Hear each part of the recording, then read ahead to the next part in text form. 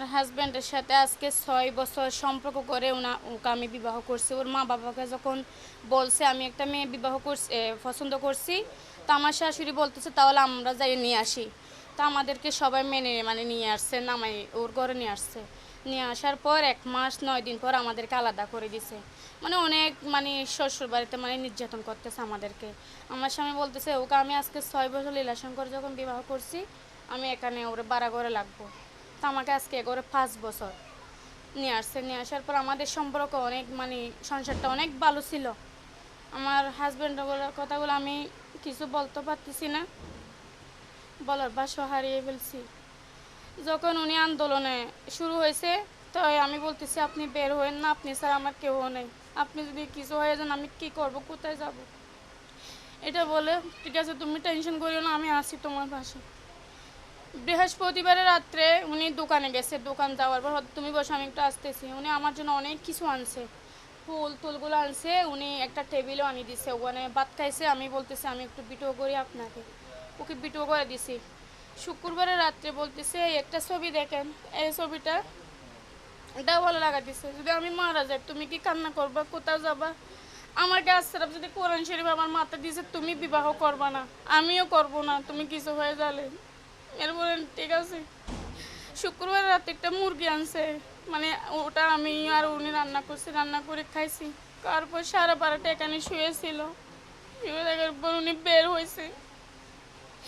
আমি দূরে এখানে একটা পূর্ণিমা আছে, আমি বলি তোর বাইক করে ওদের দূরে লাভিয়ে চলে গেছে, আপনার হাজব্যান্ডটা দূরছে কেন, আমি বলতেছি দোকানে গেছে যে। এরপর আমি আমার হাজব্যান্ডকে আর দেখি নাই। সন্ধ্যায় 6:30 উনি নাকি গুলি খাইছে। গুলি খাওয়ার পর ওর একটা বন্ধু আমার বলে একটা কল আসে, আমি আর ও কথাটা শুনে আমি কথা বলতে পারি নাই, মোবাইল এখানে রেখে দরজার তালা লাগাই না, আমি চলে গেছি। যেখানে গেছি সেখানে বলতেছে আপনার হাজব্যান্ডকে পাক দিয়ে তো নেওয়া হয়েছে।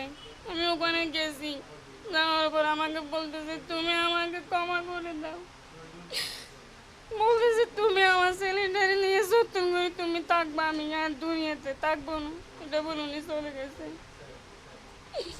এরপর থেকে আমি বেহুশ হয়ে পড়ে আছি। আমার হাজবেন্ডকে আর কি করছে কি না করছে, আমার একটা বোরকা আছে, যখন আমি মারা গেছে ওই গেট থেকে যখন নামাইছে আমি ওরা চড়িয়ে ধরছি, আমার গায়ে পুরো রক্ত ভিজে গেছি। আমি ভিজে যাওয়ার পর আমি আর কি করছে কি না করছে সেটা আমি আর জানি না। আজকে আর বাবার একটা যদি নিজ বাড়ি থাকতো আমার আম্মুর সাথে আমি থাকতাম। আমার হাজবেন্ড এখানে আছে, আমি এখানে একা আজকে 11 মাস ভরে আছি। আমাকে গেলতে মাসে 6 তারিখে আমার অনেক অসুস্থ হয়ে পড়ছি। আমার আম্মু আসছে, এনাম জসিম আছে না, ওরা ছাত্র যত রকম আছে ওরা আমাকে সবাই দেখতে আসছে।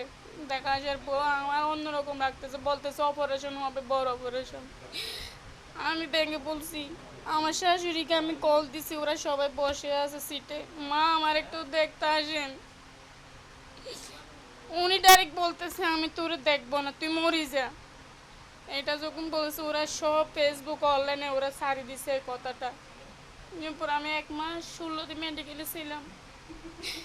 মেডিকেলে থাকার পর তো এখানে নিয়ে আসছে, তো যেটা আমাদেরকে কোনো সহযোগিতা তাকেও আমি আমি হেল্প পাই না। যখন আমি মেডিকেলে ছিলাম সবাই কল দিছি, দেখতে আসে, ওরা ছবি তুলে তুলে নিয়ে যায়, আমাকে একটাও হেল্প করে নেই।